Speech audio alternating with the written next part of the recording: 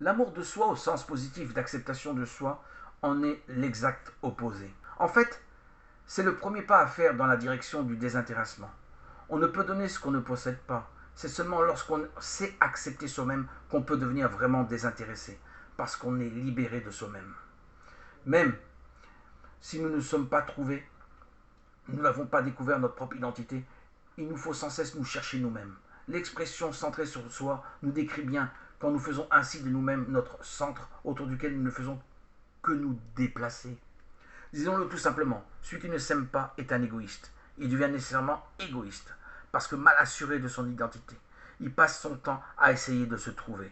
Comme Narcisse, il est captivé par lui-même et fait de lui son centre. Dans son roman poétique Le loup des steppes, qui lui valut le prix Nobel de littérature en 1946 à Hermann Hesse, décrit fort bien la relation intime entre l'absence d'amour de soi, il nomme cette absence la haine envers soi, et le fait d'être centré sur soi qu'il appelle pur égoïsme, ou l'incapacité à aimer les autres. Voici ce qu'il dit de son héros, Henri Heiler. Pour ce qui est des autres, du monde environnant, il faisait continuellement et héroïquement effort pour les aimer, leur rendre justice, ne point leur faire de mal, car aimer son prochain était inscrit en lui, aussi profondément que se haïr lui-même. Ainsi toute sa vie n'a-t-elle pas démontré qu'il était impossible d'aimer son prochain sans s'aimer soi-même, que la haine envers soi équivaut à l'égoïsme et engendre même le désespoir.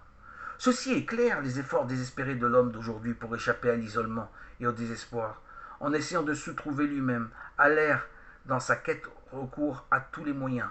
Boire, se gaver de nourriture, fumer l'opium, faire des expériences sexuelles. Ce sont là autant d'expressions de l'absence d'acceptation de soi. Ces gens toujours en recherche tentent de s'accomplir par les moyens faciles de la drogue, de l'alcool, des bons repas, du plaisir charnel.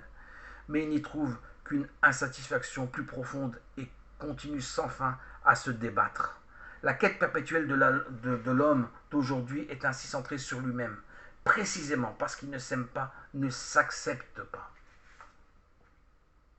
Si l'on s'accepte, on ne peut se centrer sur soi-même, car l'amour ne cherche pas son propre intérêt. L'amour, chapitre 1, Corinthiens, verset 13.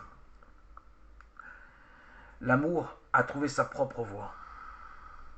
Nous ne pouvons donner que ce que nous avons. Nous ne pouvons perdre que ce que nous possédons. Nous ne pouvons haïr que ce que nous aimons. Le mot haïr qu'on trouve dans Luc chapitre 14 verset 26 ne doit pas être compris au sens affectif. C'est plutôt la possibilité que nous avons de nous libérer des liens de nos propres désirs et de nos besoins personnels. L'amour de soi est nécessaire avant qu'on puisse se libérer de soi-même.